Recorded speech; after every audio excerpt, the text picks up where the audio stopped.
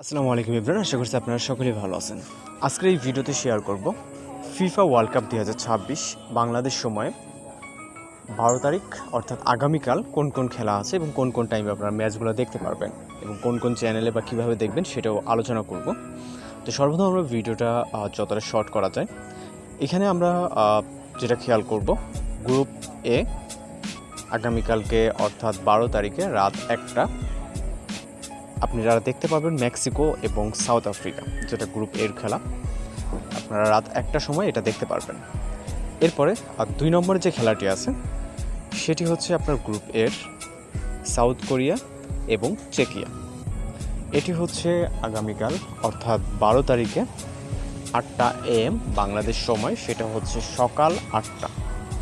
এবং যেটা প্রথমের খেলার কথা বলছিলাম মেক্সিকো এবং সাউথ আফ্রিকা, সেটা হচ্ছে রাত 1টা অর্থাৎ বাংলাদেশ সময় কিন্তু মধ্যরাত।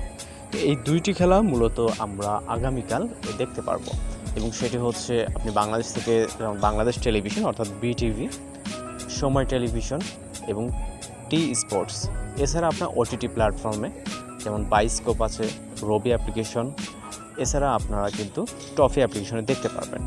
এছাড়া বিভিন্ন ওয়েতে আপনি ইউটিউব লাইভে এবং তাছাড়া অন্যান্য ওয়েতেও কিন্তু ফেসবুকে দেখতে পারবেন। আশা করছি ভিডিওটি ভালো লাগবে। এরকম ইনফরমেশন ভিডিও পেতে অবশ্যই চ্যানেলটিকে সাবস্ক্রাইব করে রাখবেন।